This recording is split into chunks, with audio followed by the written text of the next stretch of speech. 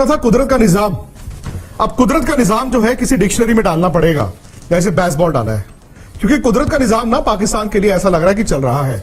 आपने आज का मैच देखा होगा भाई, वक्फे पे जब एक टीम ने 401 रन बोर्ड पर लगा दिए तो हर कोई, हम भी आप भी यही कह रहे थे कि ये क्या हो गया पाकिस्तान को, ये कैसी सोच है, दे पिटाई दे पिटाई दे पिटाई।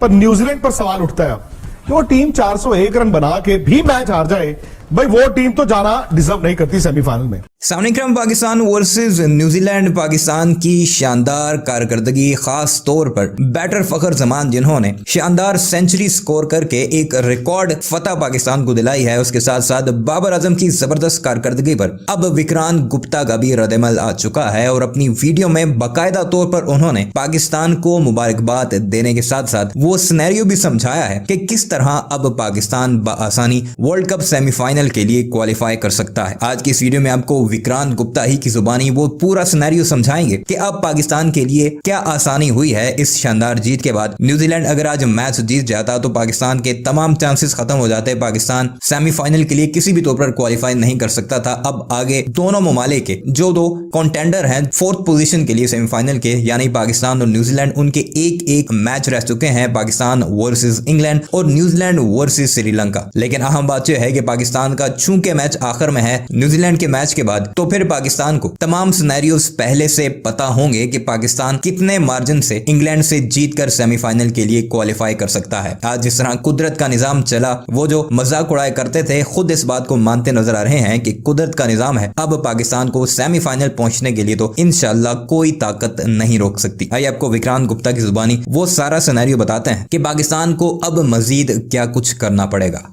हाँ, पाकिस्तान की दिक्कत यह है कि उन्होंने लेट स्टार्ट किया है, वो बड़े मैच हारते रहे, सिर्फ बांग्लादेश, नीदरलैंड और श्रीलंका को हराया, तो वो भी डिजर्व नहीं करती। लेकिन हकीकत यह है कि फिलहाल पाकिस्तान ने यह मैच जिस तरह से जीता है, कोई बड़ी बात नहीं कि यही टीम सेमीफाइनल में जाए।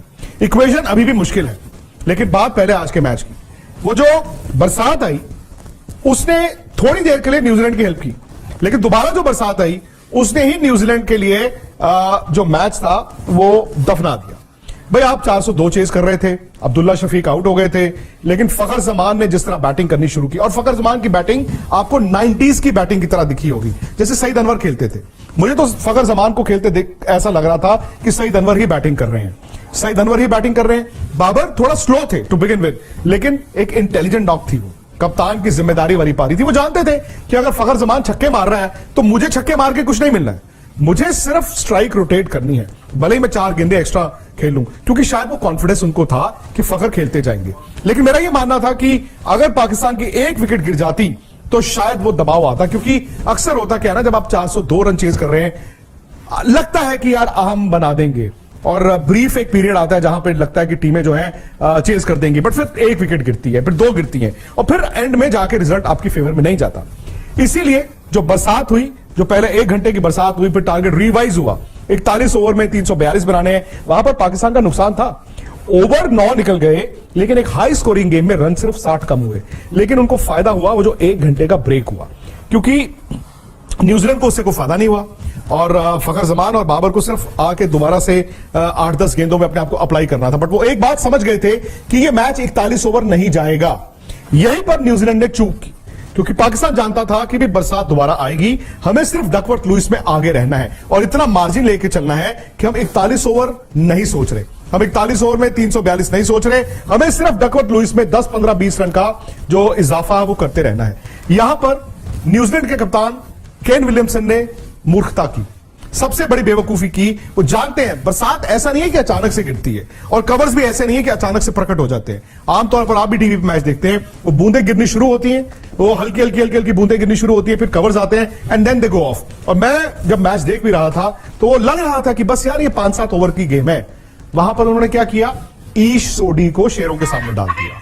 अब ईश सोडी लेग स्पिनर है और उनके सामने फखर जमान। उस ओवर में आए 20 रन, 20 रन आए उस ओवर में, और पाकिस्तान जब बाहर निकला उसके बाद तो बरसात इतनी हुई कि मैच होना ही नहीं था, 21 रनों से जीता है। सो बात वहीं आ जाती है कि न्यूजीलैंड ने भी तो पाकिस्तान के हाथों में खेला, पाकिस्तान ने द मोमेंट न्यूजीलैंड पे दबाव बनाया, न्यूजीलैंड जो है वो क्रैक कर गया। अब न्यूजीलैंड टीम का भी देखा जाए तो भाई अभी भी लगता है कि वो सेमीफाइनल में जा सकते हैं, क्योंकि नेट रन रेट पर अगर आप नजर डालें और पॉइंट्स टैली पर नजर डालें तो भाई टेक्निकली अभी भी 3 टीमें हैं, न्यूजीलैंड, पाकिस्तान, अफगानिस्तान, ये तीनों टीमें हैं। अब अफगानिस्तान इनसे आगे है क्योंकि मैच भले ही वो 4 जीता है लेकिन खेला 7 है। आखिरी 2 मुकाबले उनके थोड़े मुश्किल टीमों से हैं। पता नहीं अफगानिस्तान करिश्मा कर सकता है कि नहीं। न्यूजीलैंड और पाकिस्तान का जो नेट रन रेट है वो थोड़ा सा बैलेंस आउट हुआ है। मुझे नहीं पता कि रनों के लिहाज से कितना फर्क पड़ा है, लेकिन चूंकि पाकिस्तान ने जल्दी रन बनाए तो हो सकता है जो 85 रन का इन दोनों के बीच या 15 ओवर का जो फासला था, हो सकता है कि वो तकरीबन अब 50 रन या 45 रन पर आ गया हो। मतलब 40-45 रन का दोनों टीमों के बीच नेट रन रेट का फर्क है। अब दिक्कत यह है कि न्यूजीलैंड ने 9 तारीख को मैच अपना आखिरी खेलना है श्रीलंका के खिलाफ। अब उस मैच में भी बैंगलोर में बरसात फोरकास्ट है और फिर पाकिस्तान ने खेलना है इंग्लैंड के साथ 11 तारीख को अपना आखिरी मुकाबला। अब फर्ज कीजिए न्यूजीलैंड और श्रीलंका के मैच में बरसात हो जाती है, वहां पर पॉइंट्स शेयर हो जाते हैं, 1 पॉइंट न्यूजीलैंड को, 1 पॉइंट श्रीलंका को, फिर पाकिस्तान को सिंपल इंग्लैंड को हराना है और वो सेमीफाइनल में आ जाएगा। लेकिन अगर न्यूजीलैंड ने श्रीलंका को अपने आखिरी मुकाबले में हरा दिया, ऑब्वियसली वो 1 रन हो या 10 रन हो या 60 रन हो उतने से जीतेंगे।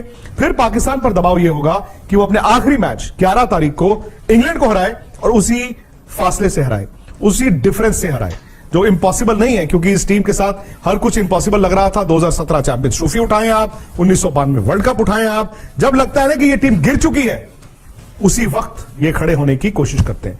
तो भाई पाकिस्तान ने क्रिकेट अच्छी खेली, खासतौर से फखर जमान ने, और शायद इस तरह की 2 इनिंगें जो उन्होंने खेली हैं वो टीम में वो जोश भी भर दी है, वो ऊर्जा भी आ गई है। बॉलिंग उनकी अभी भी जो है वो मतलब बहुत माठी है, बहुत कमजोर है। आज जो पिटाइयां हुई हैं, भले वो हारिस राउफ की हो, शाहीन अफरीदी की हो, किसी की भी हो, लेकिन फखर जमान ने आके उनकी बैटिंग को वो 4 चांद लगा दिए हैं। कभी कभी क्या होता है ना, जब आप मैच जीतते हैं बड़ा तो बॉलिंग भी सुधर जाती है। तो ये एक तरह से अभी भी मुझे लगता है कि वो कुदरत का निजाम की जो बात कर रहे थे, इंडिया वर्सेस पाकिस्तान सेमीफाइनल हो सकता है। पहले मैच के बाद लगा ये पाकिस्तान तो दूर दूर तक नहीं है, लेकिन अब अगर इंडिया कल साउथ अफ्रीका को हरा दे और पाकिस्तान चौथी टीम बन के आ जाए तो फिर कोलकाता में 16 तारीख को ये दोनों टीमें आमने सामने हो सकती हैं। अब आपको क्या लगता है, क्या ये मुमकिन है? अगर आपको लगता है ये मुमकिन है तो आपसे ठीक 5 मिनट के बाद आज का एजेंडा में आप शिरकत करें, आप भी अपनी राय रखें। आप जिस भी टीम को सपोर्ट करते हैं आइए उसकी बात रखें, और जिस तरह से दिलचस्प मुकाबले चल रहे हैं सुपर 11 फैंटेसी लीग पर भी आप जीत सकते हैं। कल तो बड़ा मुकाबला है जी, India versus South Africa, Eden Gardens. तो इसके लिए जब आप टीम बनाने जाएं तो ध्यान से बनाएं। पहले तो आप सुपर 11 फैंटेसी लीग को इसी चैट के डिस्क्रिप्शन से डाउनलोड कीजिए, रजिस्टर कीजिए, टीम बनाइए।